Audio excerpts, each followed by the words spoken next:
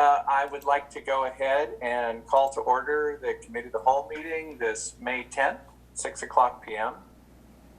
We have several items on tonight's agenda that are very important to this council. Really some carryovers from the council offsite that we had a month or two ago. And I think with that, I'm going to go ahead and introduce Preeti, who will kick things off. Preeti, if you don't mind taking it from here. Thank you, Council President, Council members. Good evening. I'm Preeti Sridhar with the Executive Department. I'm here joined by Carrie Roller from Administrative Services Department, Benita Horn, and other staff members. We may also have in our audience today several members of the Mayor's Inclusion Mayor's Inclusion Task Force. I will start today with a presentation of the 2022-2027 business plan. I will start with sharing my screen and share with you the revisions that Council presented at the Council retreat to the business plan and asked staff to come back with those changes.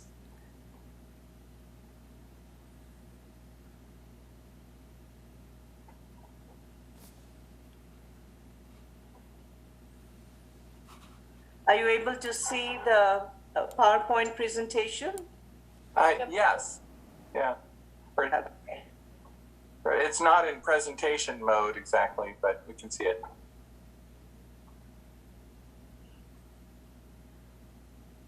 Is that better? Well, we're still seeing all the surrounding, the other, there, that's better. Okay, thank you. Uh-huh. So the Renton's business plan is a 6-year plan. And, you know, this is the plan that is our guiding document, our strategic plan, which is one that guides all the city's operations and shows, you know, what it is that we do for the city, our community, our residents and business.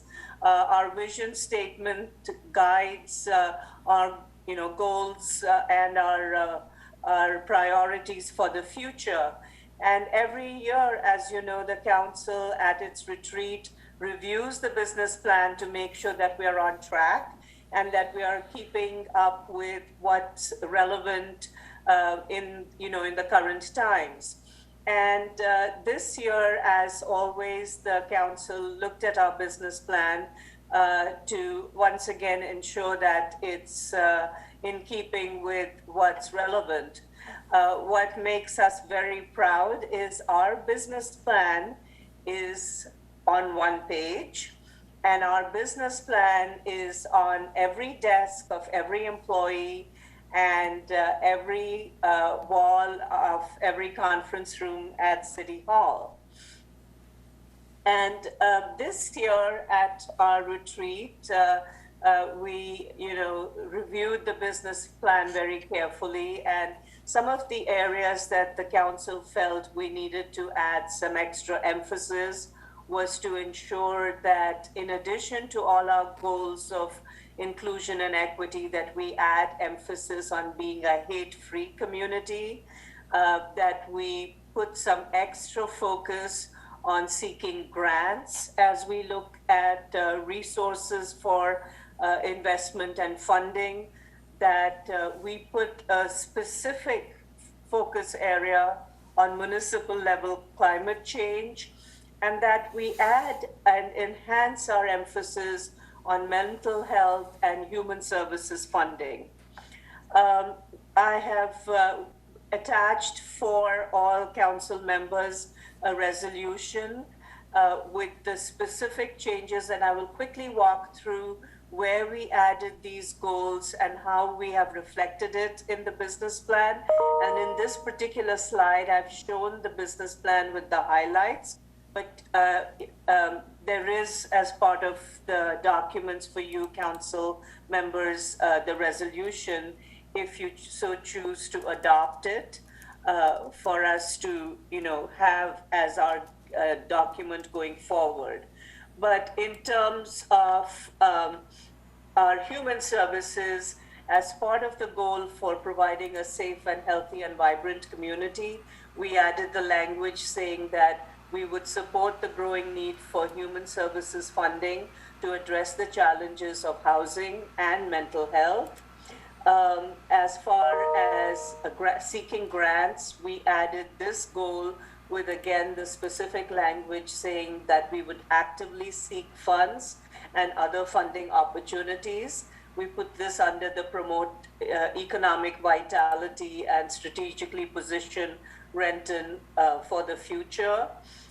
Under the goal of support planned growth and influence decisions to foster environmental sustainability, we added text that says, assume a critical role in improving our community's health and environmental resilience by addressing impacts of climate change for future generations.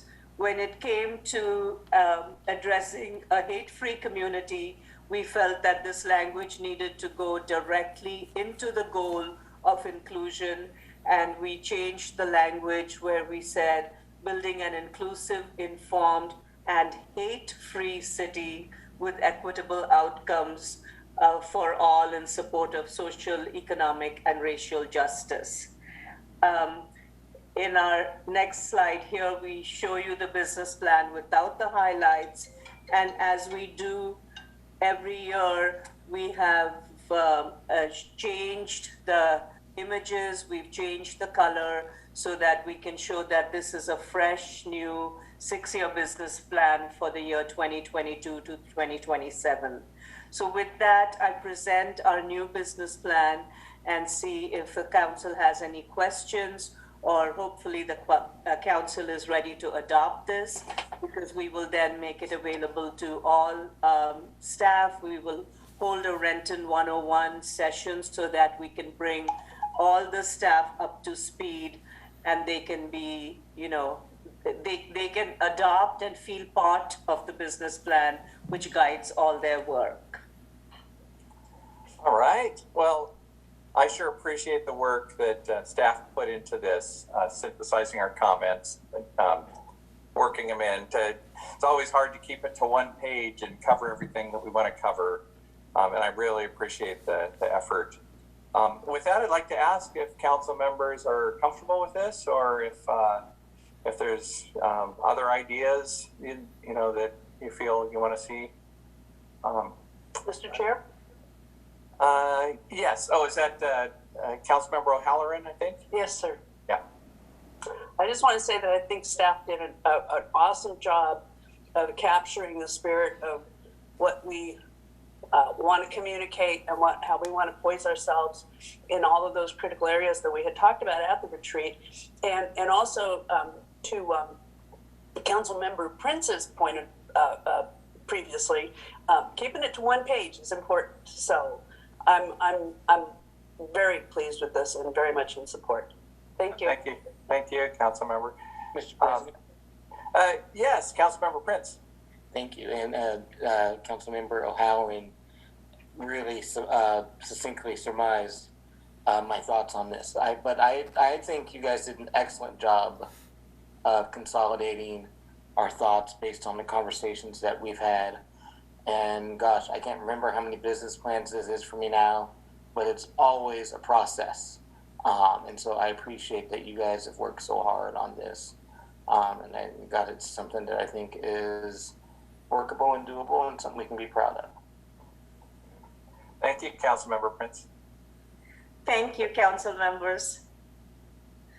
I'll ask any final comments on that, or are we ready to proceed? I think I'll assume, unless if you don't speak up, I'll assume you're comfortable with it and you can go ahead and adopt it. Good. Well, thank you. I see one hand raised. Councilmember Van. Yeah, thank you, Council Chair. I just wanted to thank staff for your effort and work on the business plan. We are just for my understanding, it's not on the adoption for the calendar tonight, right? It's for next time. Okay, yeah. Okay, and so, yeah, I think last time we were talking about just the term hate-free, and I know we're trying to keep it to one page, and I'm all for that. It was at the safety, under the safety bullet, so I was just wondering, what is staff's rationale in terms of, moving into the informed, inclusive paragraph, or just kind of curiosity? We had a lot of discussion over that, Councilmember Van, and we did have it under safety, and then we also had discussion at Mayor's staff, and the general consensus was that if we have it under inclusion and equity, then it also serves the community's desire to be able to support any concerns if there were under, if there are any hate crimes. And in fact, that leads me to the next part of my presentation that I was going to share, which is a community-oriented and campaign that's going to lead to a part of our inclusion campaign that I was going to share with you as a next part. Preeti, Council President, in response to Councilmember Van's question, it is on the Council agenda, Resolution 4435 for tonight. For tonight, right? Okay. Oh, for tonight. Oh, okay. Under Council concur. Okay. Okay. Yeah, I just wanted to confirm that because the way it sounded was not. But yeah, thank you for the answer, Preeti. I was just curious. Yeah, and I have a next part of my presentation which will also hope to consolidate that thinking. Okay, and Councilmember Van, I didn't mean to cut you off. Is that acceptable answer then at this point? Yeah, I was just curious. Thank you. Okay, and I saw Councilmember O'Halloran's hand. I think it was just to answer the question correctly about the timing. Is that correct? Or, yeah. That is correct. Thank you. Yeah, thank you for that correction. And as we're passing thank yous around, I'm greatly indebted to the staff, but I also want to thank the council. There was some great new ideas for very important material brought forward this year. And considering sort of the format that we were coping with and how much we were trying to squeeze into a rather, somewhat shorter time period, I think the process we used was really quite effective. And I thought you had communicated well the new items that we wanted to see so that staff could in fact be successful. So I want to thank the council for that as well. Preeti, if you're ready to move to the next section then. Sure. Thank you. So the next section actually takes exactly and helps kind of talk about the placement of our the words hate-free. Some of you might have seen the campaign Hate Has No Home Here, which is a national campaign and was actually recently also promoted in the city of Bellevue. And we had taken this campaign to our Mayor's Inclusion Task Force at their April meeting to talk about if Renton was also to take the campaign to our community. And one of the things that we heard back from our task force members also was, yes, it's a great idea, but that we wanted to do something more than a one-time deal as a community campaign, that it should make sense. It should make sense as something part of a bigger commitment from the city. And it needs to be something that's not just borrowed from a national campaign, but should be part of our commitment on an ongoing basis to, hate-free. And then we knew that we were going to do, as part of our embracement, to our business plan.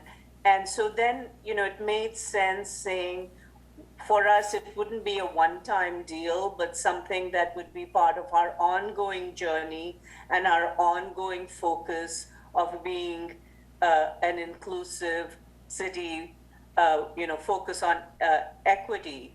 And so when we looked at our broader commitment, and we even looked at even just this year, though of course our focus goes back so many years, even outlining some of the things we've done this year with, starting in the year, the, mayor and council statement against hate speech, the steps of City Hall where the mayor, governor, council, stood up against racial violence. In April, the business community came together with the Safe Place campaign. Again, this goes back to 2019 when the task force had actually worked on the,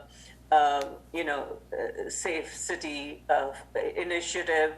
And then, if we take today as when the council has added the words hate-free and made it a long-term commitment, we said it would be a great time for us to launch Hate Has No Home Here from Renton's standpoint, but again, make it very specific to Renton. So we've taken, for instance, the top languages in Renton that make sense for our community and made them as part of our posters. We've created, we're going to be launching. So this is really the first time that we're launching this and sharing this with the council. A place on the website, rentonwa.gov/no hate, where we'll be providing all this information and posting it. And then, providing flyers, banners. The first, we'll be assuming a big part of this because we understand with the pandemic, we have to, limit how much the community can come together, but providing digitally a lot of information for the community to be able to download, to share on social media, and things that they can take, but on our own, where we can do it, put out posters, flyers, banners. We're looking at, like the farmers market, which is going to launch in June. We'll put out a banner there. We'll make, flyers and posters available where people, if they feel comfortable, they can take it. And then through the campaign, we're still working on the idea, but have a way that people can send in video clips and create a, inclusive video. And all this, again, doing it with some of the more core focuses that are really the intrinsic value of the campaign, which is what will hold us all together. So just wanted to say that, we're doing the things which are, part of the business plan, doing the community value. And I did want to share with you that we've also been in conversation with the city of Bellevue, so that, again, we're doing this as a partnership as well, because they have launched it. And also this campaign is a national campaign, the Hate Has No Home Here. So, we're not infringing on anything, but we're just adding to the partnership. So, any questions, council members? Council member Benedetti. Thank you very much, Preeti. Appreciate your presenting on this evening. So I understand that the Bellevue campaign includes opportunities for residents to pick up yard signs. Is that the intention, that we're going to be doing that as well, that the city will be printing those and people will be able to pick them up and demonstrate their at this point, we're looking at mostly a digital social media campaign and posters and flyers.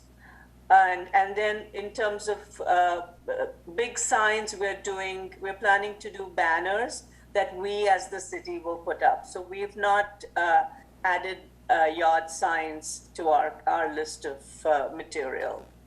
Okay.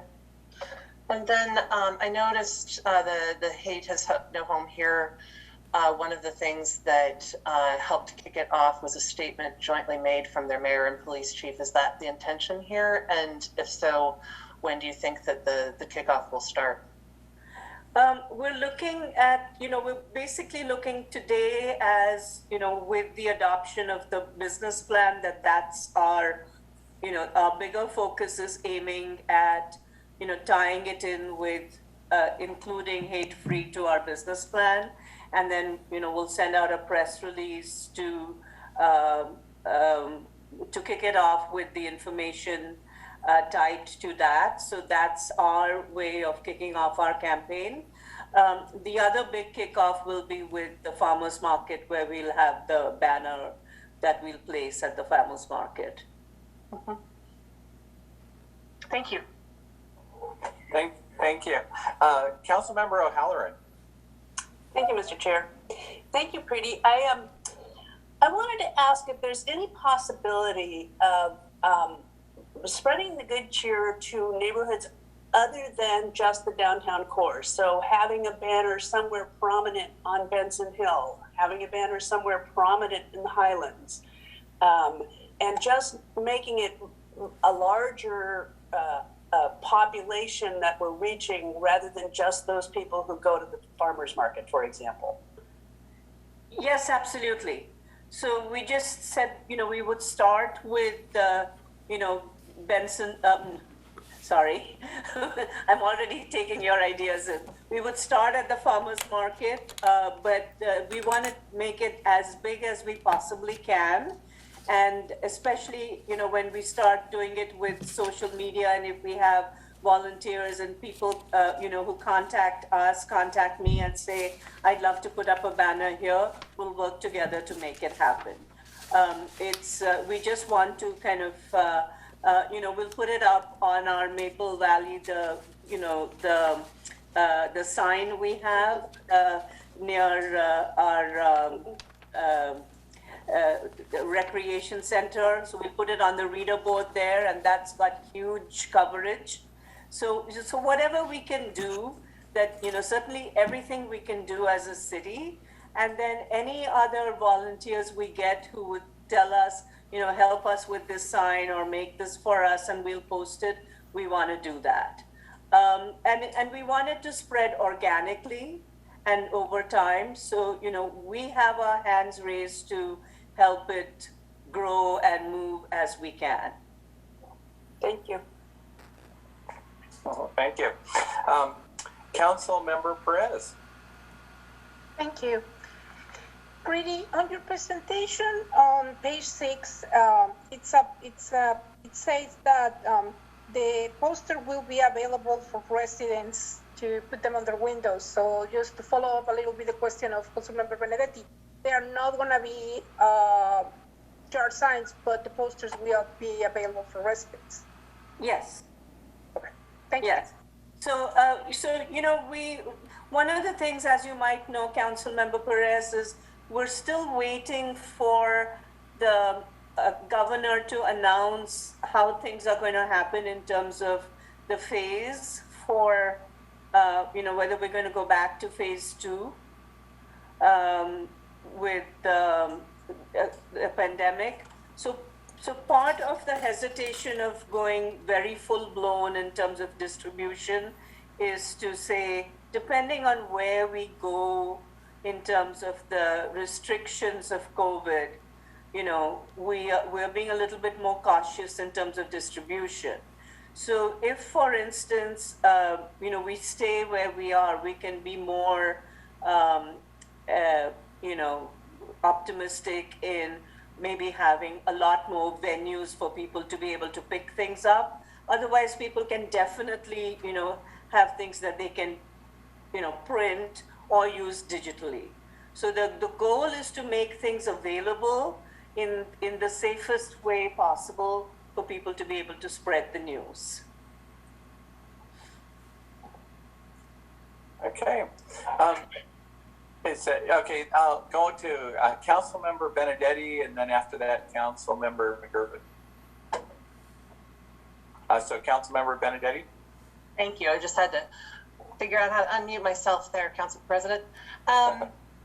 So I'm wondering, have we identified our key partners for this project yet? Do we have groups that we're going to be working with in order to help spread the news in the campaign? So one of the partners I would definitely work with is we've already approached our inclusion task force members, so they would be our great partners and work with them, through all their channels. And as we've seen before, they've been fantastic, from the census campaign to, and some of them have got real great reach through grocery stores, restaurants, etc. So we definitely work with them. We definitely work with the chamber, because they're great partners through the business community. And then we'll just start with any and every of our other resources we have. This is, like I said, a first call, council member, first time for us to kind of start with this. Goal is to be working all those partnerships through the month of May and June and onwards. There is no restriction on what we can do in terms of getting people to take this on and to move this further, and we hope it'll be as far and wide as we can. Like, just hearing you, I can think of KCLS and some other groups like that are out there in the community. Okay, thank you, Preeti. Councilmember McIrvin. Yes, thank you, Mr. President, and thank you, Preeti, for your presentation. I definitely love the poster. I love the digital component for sure. I'm wondering if there is the ability to perhaps customize it. So I like the inclusion of different languages on there. The one feedback, and I rarely will make stylistic comments because I leave that to the experts like you. I'm wondering if, based on the size, and maybe this is not a final version yet, if the readability would be an issue from a distance, perhaps if we could make them a little bit larger. I think that would be helpful. The same thing if the digital variants could have it so that you could change it so that the large script was in the language of your choosing. I think that would be a great option as well. And maybe that's already in the works. Like I said, I know sometimes you bring us the non-final product so we can see it in advance. So that was my observation. I'll just leave it at that. Thank you. Thank you. Yes, the digital version, the languages are larger, but we will definitely pay attention to that, yes. So. Thank you. Councilmember Van. Thank you, Council President. Yeah, I was just thinking of where the placement of the hate-free, because initially we had it in the safety part, but I'm still processing that. And I've been thinking this past week as well. I think also what Councilmember Ryan mentioned is, McIrvin mentioned is important. I'm not sure.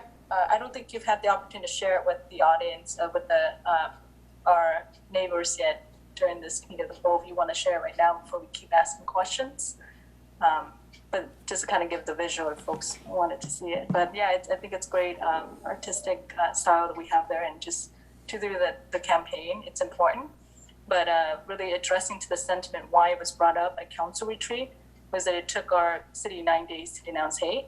So I think it's a little bit different than where it's placing. But I think I don't have a big issue as far as the placing of it, but just kind of how do we as a city move forward and really holding ourselves accountable to when there is hate crimes, hate speech in our city. How do we address that, right? Because here is we're providing a welcoming space and saying we are hate-free zone, which is great, but how do we act as electeds when it happens?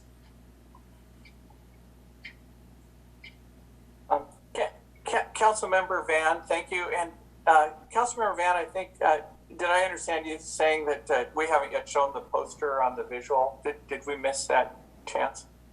I know I've been looking at the presentation on my computer, so it's probably a good idea to share that so that people processing the comments at home will understand what we're talking about. Preeti, are you able to bring that presentation back up? I thought it was. Oh, no, it's switched. Yep. Okay. Yep. Thank you. Thank you, Councilmember Van, for pointing that out. I had switched over to just looking at my computer. I think other council members had, but so this will make more sense to people viewing at home. Okay, next up is Councilmember O'Halloran. Yes, thank you. I just wanted to mention that I think this is an excellent opportunity to partner with folks down at the landing to get some banners there, Renton Technical College and the school district as well. I think would be very important to get on board with this. That's all. Thank you. Okay. Yes, I remember the landing as what that was another one of the thoughts I had, because there's a great area for placing a banner there. So we had done something like this when we first launched the Seahawks, where we'd also provided posters for people to to print and to take. So we'll use a similar model, and I think that experience helps us a little bit in terms of a community and city campaign. Okay. Thank you. And with that, I probably should keep us moving so that we can get to the other two topics on the agenda tonight.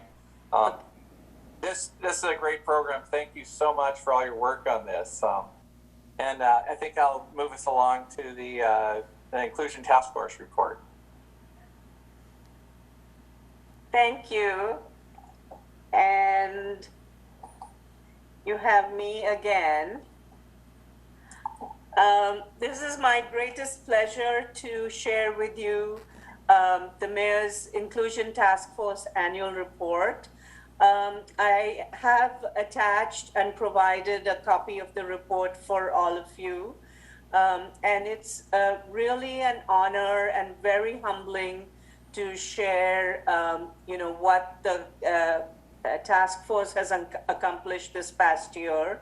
I will not read out all the details of the report. I hope you have the time to go through what they have done for the city. And, they've been partners with us, some of them for almost 14 years, as you know.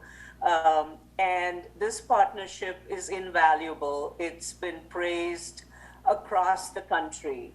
But especially some of the accomplishments and what the task force members have done, for our community this past year is just amazing. And some of them didn't even want to own up to their contributions. So it really took a lot for us to get them to, share all the details.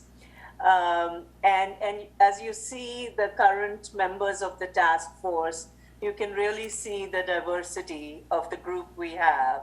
All ages, all walks of life, all communities. So this is really a treasure that we're very fortunate to be able to boast of in Renton.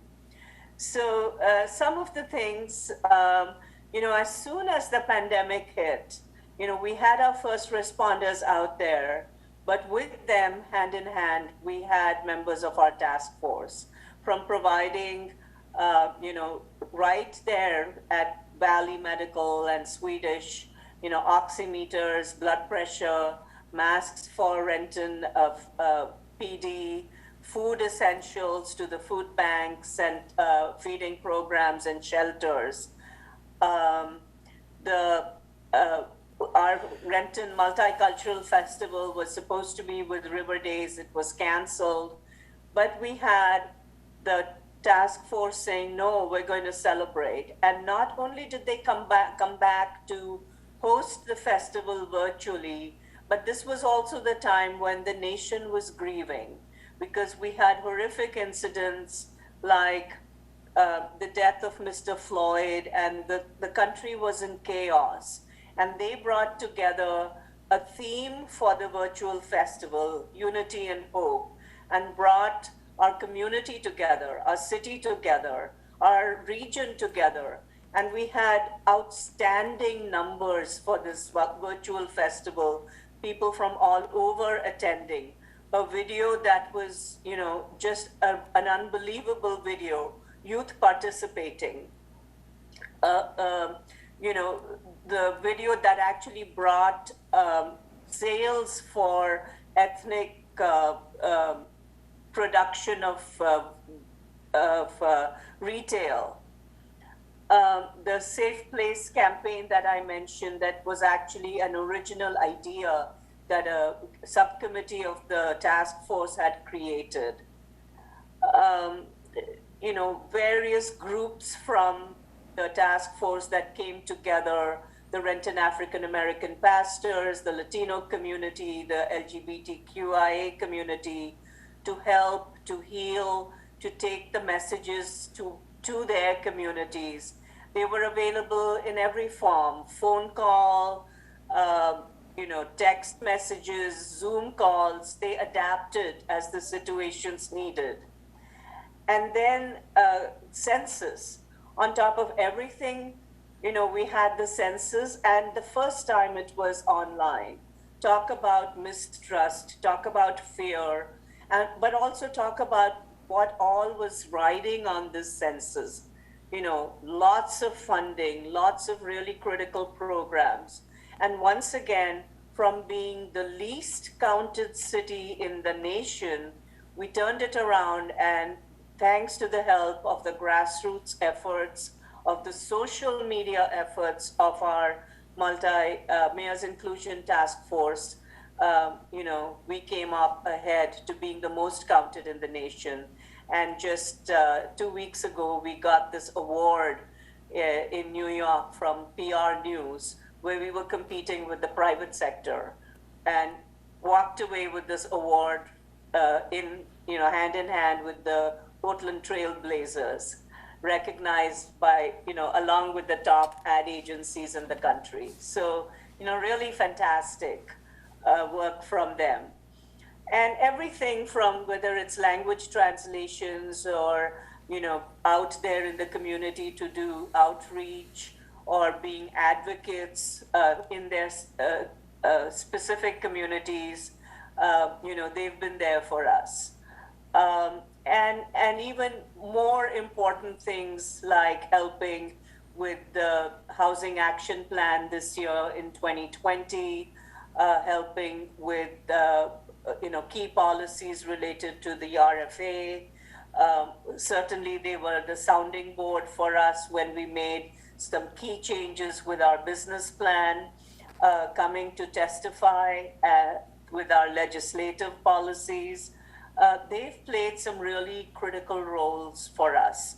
And this year, as we have started going out, looking for some major changes and looking at the future of an equity commission, the task force members were out there, out in the community, gathering groups for us. So I just wanted to say that, please take a look at the report in detail. And thanks to all the task force members who might be attending or watching this presentation later on. You are really just amazing. We are so fortunate in Renton to have the support of a group such as you.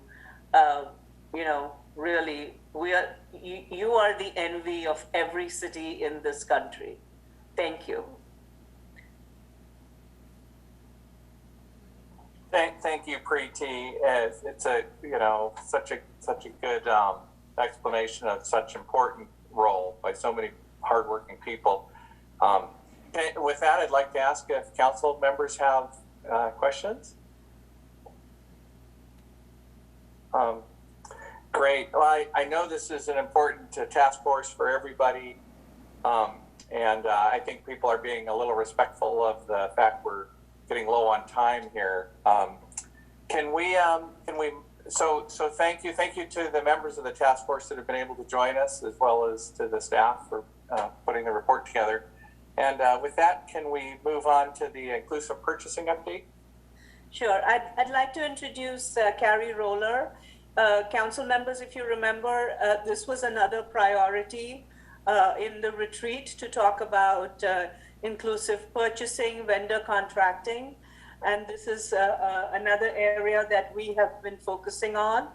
Carrie Roller, Benita Horn will give you an update on, and where we have started our work on this.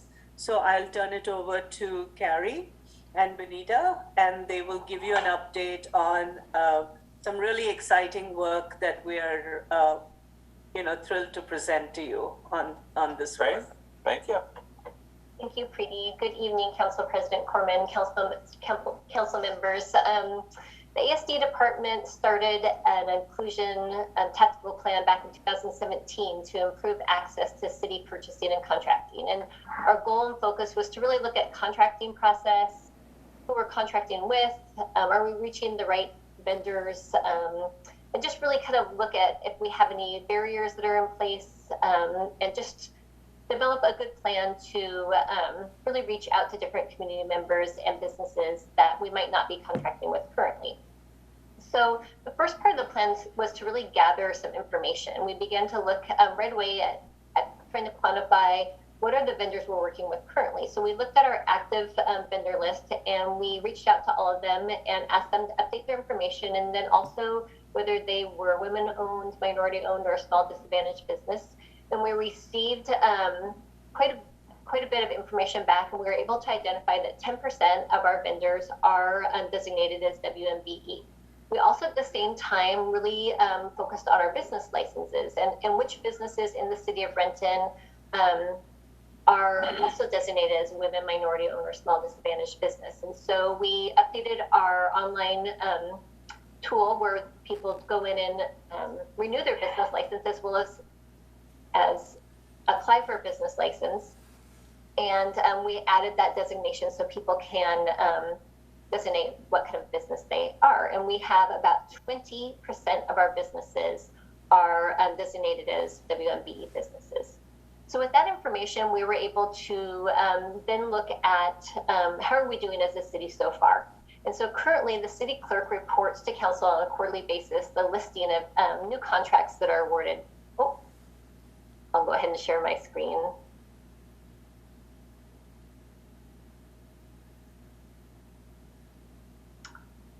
So currently, the city clerk reports to council on a quarterly basis the listing of new contracts that are awarded during a 3-month period of time. And our IT department kind of cross-referenced that report with information we had already gathered through our vendors and our business licenses, and we were able to see how are we doing as a city. And so for the first quarter of 2021, we had a total contract award of $57 million in new contracts for the city. $27 million of those contracts were awarded to WMBE vendors that were identified through our process. So 47% of the new contracts for the first quarter of this year were reaching women, minority-owned businesses. So it's just really exciting to see the progress that we're making as a city. So then the next thing that we wanted to do was we wanted to make sure that we had designated staff that was focusing on this. We've kind of had some turnover in finance, and so we wanted to make sure that we had a great team leading this charge now that we have the information. So along with Preeti, we have Benita Horn, who will be helping us walk through the equity lens. We have Jason Seth, who was part of the initial tactical plan development in 2017. And then we also have a new member of our team, Rabel Che. She's from finance, and she's responsible for preparing the city's budget. So we really think we have a great team that's going to be able to work on this quite a bit. We also became members of GARE, which is the Government Alliance on Race and Equity, to begin to gather information on some best practices surrounding this plan. Gather information about how other cities who have been successful in contracting for equity, and just really kind of honing in on our process altogether.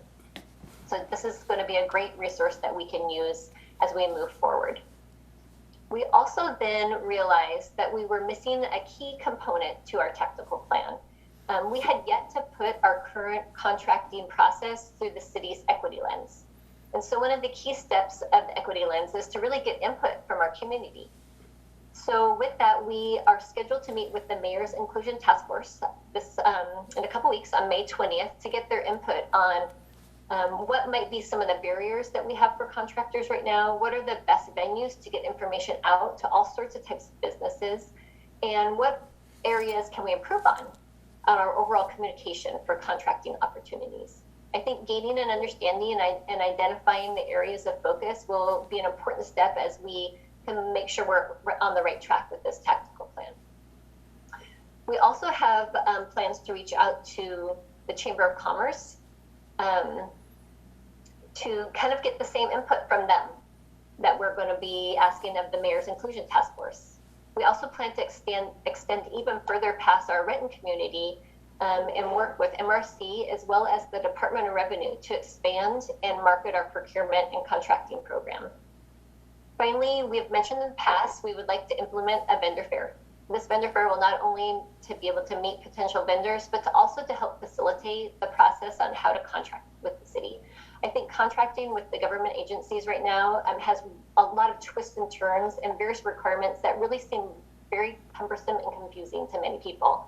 Our hope is to open this communication, to break down some of the process, and just really invite and inspire new businesses to feel comfortable about the process. We have seen some successful programs with other cities, and we're really going to reach out to them and learn what they've done and what they did well and what they wish they could have done differently. We have been working on this vendor fair for quite some time. However, without going through the equity lens process with our key community members first, we may not have been right on the right track.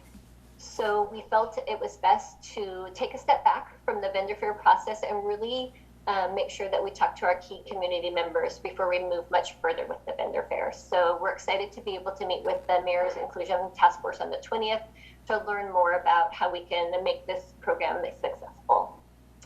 So with that, I don't know if anybody has any questions. Thank you, Carrie. Yes, Councilmember Prince. Carrie, thank you so much for presentation. On the slide, earlier slide, you talked about the 47%. Yes. Have you disaggregated that number anymore so that we know what part of that number went to women-owned businesses and what part of that number went to minority-owned businesses? We absolutely can. I don't have it with me, but I absolutely can get that for you. If you get that to the council, that'd be great, just so we can have that information. Yeah, good suggestion. Other council members?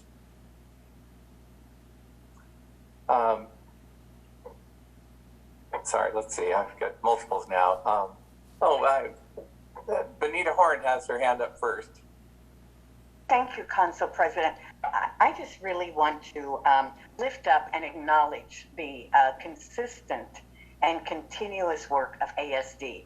You know, as Carrie said, they began this journey in 2017, and so much has happened since then. You know, initially, as she said, they found that there was not a database that would even tell them who the vendors are. And so, fortunately, because they were updating their programming, they installed a mechanism in the database to gather that information, which had never existed in the city. They contacted key influencers in the city, project managers and others who make purchasing decisions, to involve them and get their input.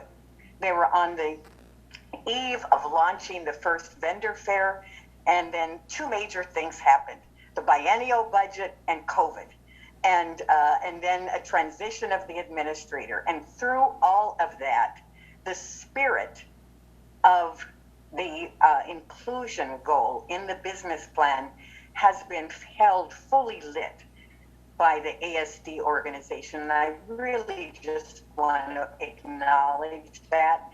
They're taking step by step, moving this forward. And as you can see, the city has already realized a result, as a measurable result, tangible result, as the proof of their effort. So I just have to say that. Yeah. Well, thank you. That's very well said. I appreciate it, Benita. Councilmember Van.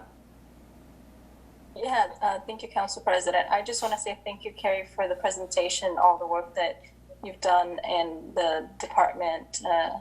Yeah, I should not have gone after Miss Benita. But it's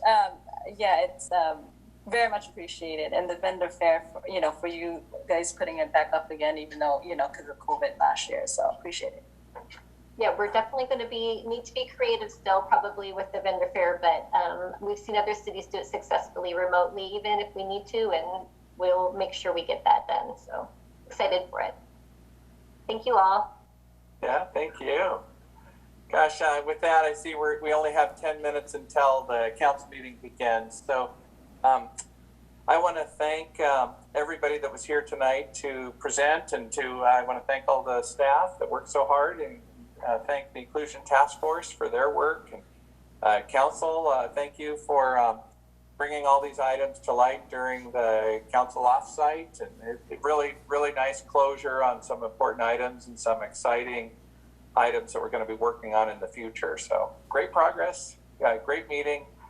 With that, I'll adjourn the committee of the whole, and we'll reconvene as a council in 10 minutes.